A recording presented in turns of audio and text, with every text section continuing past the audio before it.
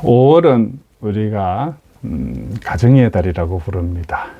며칠 전에 어린이날을 보내셨죠. 이 5월에는 어린이날로부터 시작해서 그저께 어버이날, 또 부부의 날, 스승의 날이 함께 있는 달입니다.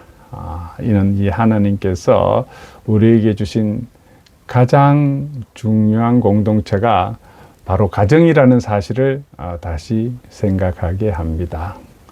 세상은 가정을 단순한 생활 공동체로 보지만은 성경에서는 이 가정을 하나님이 세우신 첫 번째 공동체라고 말씀하십니다. 이 가정은 하나님이 세우신 첫 번째 공동체라고 성경에서 말씀하고 있습니다. 이 가정은요, 교회보다도 먼저, 국가보다도 먼저, 학교보다도 먼저 세워진 것이 바로 우리 가정이라는 것입니다. 하나님께서는 에덴 동산에서 이 아담과 하와를 통해서 첫 가정을 세우셨습니다. 그러므로 가정은 단순한 제도가 아니라 하나님의 뜻이 담긴 거룩한 장소입니다. 오늘 우리는 이 가정의 달을 맞아서 우리 신앙인의 자세에 대해서 함께 생각해 보고자 합니다. 가정은 하나님이 세우신 거룩한 공동체인 것입니다. 창세기 2장 24절에 보면요, 이러므로 남자가 부모를 떠나 그의 아내와 합하여 둘이 한 몸을 이룰지로다 하고 있습니다. 가정은 사람이 만든 제도가 아닙니다. 하나님께서 친히 세우신 제도가 가정이라는 것입니다. 결혼은 계약이 아니라 하나님의 언약입니다. 부모와 자녀의 관계도 하나님의 섭리 안에 있습니다. 오늘날 많은 사람들이 가정을 선택사항처럼 생각합니다. 그러나 성경은 분명히 말씀합니다. 가정은 하나님의 작품입니다. 가정은 하나님의 작품입니다. 그러므로 우리는 가정을 세상의 기준이 아니라 하나님의 기준으로 바라보아야 합니다. 믿음의 가정은 예배가 살아있어야 합니다. 여호수아서 24장 15절 오늘 말씀이죠. 오직 나와 내 집은 여호와를 섬기겠노라. 여호수아는 나라보다 먼저 가정을 선언했습니다. 나와 내 집은 이것이 바로 믿음의 시작인 것입니다. 가정이 무너지면 교회도 흔들립니다. 가정 예배가 사라지면 신앙의 뿌리가 약해집니다. 우리는 자녀에게 좋은 학원보다 좋은 신앙을 먼저 물려주어야 합니다. 좋은 집보다 기도하는 집이 더 중요합니다. 이 믿음의 가정은 예배의 불이 꺼지지 않아야 합니다. 또 부모를 공경하는 것은 하나님의 명령입니다. 출애굽기 20장 12절에 보면은요, 내 부모를 공경하라. 내 부모를 공경하라. 십계명 가운데 약속이 있는 첫 계명이 바로 내 부모를 공경하라는 것입니다. 부모 공경은 선택사항이 아닙니다. 하나님의 명령입니다. 효도하지 않으면 하나님의 명령을 거역하는 거예요. 오늘 시대는 이 효의 개념이 점점 약해지고 있습니다. 부모를 부담으로 여기고 존경보다 거리감을 느끼는 시대가 되었습니다. 그러나 신앙인은 달라야 합니다. 부모를 섬기는 것은 하나님을 섬기는 태도와 연결되는 것입니다. 말 한마디, 전화 한 통, 작은 관심이 하나님 앞에서는 큰 순종인 것입니다. 우리 어머니의 기도는 멈추지 않습니다. 어느 청년이 있었습니다. 그는 교회에서 자랐지만은 대학에 들어가면서 하나님을 떠났습니다. 술과 세상 속에서 방황하면서 이제 나는 내 마음대로 살겠다고 말했습니다. 그러나 그의 어머니는 매일 새벽마다 무릎을 꿇고 아들의 이름을 불렀습니다. 하나님, 제 아들을 붙잡아 주세요. 제가 포기하지 않듯이 주님도 포기하지 말아 주세요. 몇 년 후 그 청년은 큰 사업 실패를 겪고 절망 가운데 교회 문 앞에 섰습니다. 문득 어린 시절 들었던 찬송이 생각났고 눈물이 쏟아졌습니다. 그는 훗날 이렇게 고백했습니다. 내가 하나님께 돌아온 것은 내가 잘해서가 아니라 어머니의 눈물 때문이었습니다. 우리 가정의 달은 우리를 위해 눈물로 기도한 부모님을 기억하는 시간인 것입니다. 효도는 타이밍입니다. 어느 아들이 어버이날을 맞아서 큰맘 먹고 어머니께 용돈 봉투를 드렸어요. 어머니, 그동안 못해드린 효도입니다. 어머니는 감동한 표정으로 봉투를 받아 열어보자 말씀하셨습니다. 이야, 참 고맙다. 그래, 아들은 참 뿌듯했습니다. 그런데 잠시 후 어머니가 다시 말씀하셨습니다. 근데 이 돈 지난달에 네가 나한테 빌려간 돈 아니니? 아들은 당황하면서 말했습니다. 어머니, 중요한 건 금액이 아니라 마음이잖아요. 라고 그랬습니다. 그래서 엄마가 그래서 내가 아직도 늘 키우는 마음으로 참고 있단다. 라고 말했답니다. 우리 부모님들은요, 자녀에게 믿음의 유산을 남겨야 합니다. 신명기 6장 6절에서 7절 말씀에요. 이 말씀을 네 자녀에게 부지런히 가르치라. 이 말씀을 네 자녀에게 부지런히 가르치라. 부모의 가장 큰 책임은 돈을 남기는 것이 아닙니다. 믿음을 남기는 것입니다. 세상의 성공보다 하나님을 경외하는 자녀로 세우는 것이 더 중요합니다. 자녀는 부모의 등을 보면서 자랍니다. 부모가 기도하면 자녀는 기도를 배웁니다. 부모가 예배하면 자녀는 예배를 배웁니다. 부모가 감사하면 자녀는 감사의 사람이 됩니다. 신앙은 말보다 삶으로 전해지는 것입니다. 한 초등학생이 있었습니다. 아이는 매일 학교에 도시락을 가져왔는데 친구들은 그의 도시락이 늘 초라하다고 놀렸습니다. 반찬은 김치와 계란 하나뿐이었습니다. 그래서 아이는 부끄러워서 어느 날 도시락을 몰래 버리고 집에 돌아왔습니다. 아빠가 도시락을 계속 사줬거든요. 그날 밤 부엌에서 아버지가 조용히 우는 소리를 들었습니다. 미안하다. 아빠가 더 좋은 것을 못 사줘서 미안하다. 그 순간 아이는 알게 되었습니다. 그 도시락은 초라한 것이 아니라 아버지의 사랑이 담긴 가장 귀한 선물이었다는 것을 우리는 종종 가장 가까운 사랑을 너무 늦게 깨닫습니다. 가정의 달은 그 사랑을 다시 돌아보는 시간입니다. 한 중년 집사가 있었습니다. 그는 늘 바쁘다는 핑계로 시골에 계신 어머니의 전화를 자주 미루었습니다. 이번 주말에 전화해야지.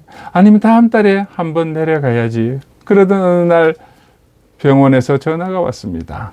어머니께서 위독하십니다. 급히 달려갔지만 어머니는 이미 눈을 감으신 후였습니다. 가족이 전해준 마지막 말은 이것이었습니다. 우리 아들 목소리 한 번만 들으면 좋겠다. 그는 장례식 내내 울며 말했습니다. 돈은 다시 벌 수 있었지만 어머니와의 시간은 다시 오지 않았습니다. 사랑은 나중이 아니라 지금 해야 합니다. 가정의 달은 언젠가가 아니라 오늘 사랑하라고 말씀합니다. 또 부부는 사랑과 존중으로 하나 되어야 합니다. 에베소서 5장 25절에 보면 남편들아 아내 사랑하기를 그리스도께서 교회를 사랑하시고 이렇게 가정의 중심은 부부입니다. 부부가 흔들리면 자녀도 흔들립니다. 남편은 사랑해야 하고 아내는 존중해야 합니다. 서로 이기려 하지 말고 서로 살려야 합니다. 결혼은 행복을 찾는 것이 아니라 행복을 만들어가는 것입니다. 기도 없는 부부는 멀어지고 기도하는 부부는 가까워집니다. 가정에 따른 부부관계를 다시 돌아보는 시간이어야 합니다. 결혼 30주년을 맞은 부부가 함께 식사하러 갔습니다. 남편이 분위기 있게 말했습니다. 여보, 당신은 내 인생 최고의 선택이야. 아내가 감동하면서 물었습니다. 정말 왜 그렇게 생각해? 라고 했습니다. 남편이 한숨 쉬며 말했습니다. 다른 선택지가 없었거든. 아내는 조용히 물컵을 들었습니다. 그리고 남편이 그리고 지금도 그 생각은 변함없으라고 말했습니다. 용서가 없는 가정은 평안이 없습니다. 가족이기에 더 쉽게 상처를 줍니다. 가까운 관계일수록 아픔도 깊습니다. 그러나 믿음의 가정은 용서가 있어야 합니다. 예수님께서 우리를 용서하신 것처럼 우리도 용서해야 합니다. 오래된 상처를 붙들고 있으면 가정이 무너집니다. 용서는 상대를 위한 것이 아니라 우리 영혼의 자유를 위한 것입니다. 가정의 평안은 용서에서 시작이 됩니다. 또 며칠 있으면 또 스승의 날이 다가옵니다. 한 학생이 스승의 날에 선생님을 찾아왔습니다. 선생님 정말 감사합니다. 선생님 덕분에 제가 성공했습니다. 선생님은 참 감격했어요. 제자가 찾아오기가 쉽지 않은데 찾아와서 그래서 물었어요. 그래, 내가 무슨 도움을 줬니? 하니까는 학생이 말했습니다. 고등학교 때 선생님이 늘 말씀하셨잖아요. 너는 공부로는 절대 안 된다. 그 선생님 의외죠. 그래서 그랬더니 학생이 그래서 바로 사업을 시작했습니다. 그래서 선생님이 내가 진로 컨설턴트였던 구나. 내가 늘 진로 상담을 해준 게 되었구나. 라고 말했다면, 너는 공부를 안 된다. 그걸 갖고 사업을 해서 성공을 했으니까 또 찾아왔죠. 그죠? 꾸준히 인생의 방향을 바꾸게 된 것이죠. 감사가 넘치는 가정이 복된 가정입니다. 불평은 가정을 어둡게 하고, 감사는 가정을 밝게 합니다. 불평은 가정을 어둡게 하고 감사는 가정을 밝게 합니다. 왜 이것밖에 없느냐가 아니라 이것이 있음에 감사합니다. 라고 하는 그런 고백이 필요합니다. 작은 식탁에도 감사가 있으면 천국이 됩니다. 큰 집이라도 감사가 없으면 지옥이 됩니다. 믿음의 사람은 가정 안에서 감사의 언어를 사용해야 합니다. 자녀는 하나님의 기업인 것입니다. 시편 127편 3절에 보면요. 보라 자식들은 여호와의 기업이요 하고 있습니다. 보라 자식들은 여호와의 기업이라고 했습니다. 자녀는 내 소유가 아닙니다. 하나님께서 맡기신 사명입니다. 부모는 관리자이지 주인이 아닙니다. 우리는 자식의 주인이 아닙니다. 우리는 관리해서 잘 양육해 줄 뿐이죠. 그래서 우리는 내 뜻이 아니라 하나님의 뜻으로 자녀를 양육해야 합니다. 비교하지 말고 하나님이 주신 독특함을 발견해야 합니다. 자녀를 통해서 내 꿈을 이루어야 하지 말고 하나님의 뜻을 이루게 해야 합니다. 자녀를 통해서 내 꿈을 이루려고 하지 말고 하나님의 뜻을 이루게 해야 합니다. 어린이날 아버지가 아들에게 물었습니다. 우리 아들 뭐 갖고 싶니? 아들이 환하게 웃으면서 말했습니다. 아빠, 저는 돈이 좋아요. 아버지는 허무됐구나. 오, 너 참 현실적이구나. 얼마 필요해? 아들이 대답했어요. 엄마가 아빠 지갑에 많다고 했어요. 그날 이후 아버지는 어린이날의 의미를 다시 생각하게 되었습니다. 참 순수함이 때로는 상당히 무섭습니다. 5월이 되자 이제 한 가정이 달력을 보며 한숨을 쉬었습니다. 아내가 물었습니다. 왜 그렇게 달력을 보고 한숨을 쉬세요? 남편이 말했어요. 5월은 가정의 달이 아니라 지출의 달이야. 5월은 가정의 달이 아니고 지출의 달이야. 어린이날 있지, 어버이날이지, 스승의 날, 부부의 날, 그리고 마지막 결정타로 아내가 여보 우리 결혼기념일도 있잖아요. 그래 결혼기념일도 5월인가 보죠. 남편은 하늘을 보며 조용히 기도했습니다. 주여 육아를 속히 허락하소서. 믿음의 가정은 세상의 빛이 됩니다. 마태복음 5장 14절에요. 너희는 세상의 빛이라 했습니다. 너희는 세상의 빛이라. 가정은 세상에 보여지는 작은 교회입니다. 가정은 세상에 보여지는 작은 교회입니다. 믿음의 가정은 이웃에게 복음의 통로가 됩니다. 부부가 살아가는 모습, 자녀가 부모를 공경하는 모습, 가정에 평안이 있는 모습은 강력한 전도인 것입니다. 전도는 말보다 삶으로 먼저 나타나는 것입니다. 전도는 뭐보다요? 말보다도 삶으로 먼저 나타납니다. 또 경제보다 중요한 것이 영적 질서인 것입니다. 많은 사람들이 가정의 행복을 경제에서 찾습니다. 물론 뭐니 해도 돈이 필요합니다. 그러나 돈이 많다고 행복한 가정이 되는 것은 아닙니다. 영적 질서가 무너지면 모든 것이 흔들립니다. 기도가 없는 집은 방향을 잃습니다. 하나님 중심의 질서가 바로 가정의 시초인 것입니다. 사랑은 말보다 행동이고 행동은 결국 지갑에서 시작될 때가 많습니다. 사랑은 말보다 행동이고 행동은 결국 지갑에서 시작될 때가 많습니다. 그러나 하나님께서는 돈보다 중심을 보십니다. 또 위기의 시대일수록 가정이 방주가 되어야 합니다. 요즘 텔레비전 보면 온통 미국, 이란, 이스라엘 전쟁, 헤즈볼라 전쟁, 하마스, 그리고 우크라이나, 러시아 전쟁 아주 시끄럽습니다. 우리 한국에 가만히 있으니까는 아주 평안하게 있지만은 세상은 참 어지럽습니다. 노아 시대처럼 혼란한 세상 속에서 가정은 방주가 되어야 합니다. 바깥은 폭풍이 이뤄도 이 가정 안에서는 평안해야 합니다. 가정이 피난처가 되어야 합니다. 바깥 폭풍이어도 가정은 평안해야 됩니다. 피난처가 되어야 됩니다. 상처받고 돌아오는 자녀에게 정죄가 아니라 품어주는 공간이 되어야 합니다. 배우자에게도 도망치고 싶은 곳이 아니라 돌아오고 싶은 곳이 되어야 합니다. 신앙인은 가정을 위해 먼저 기도해야 합니다.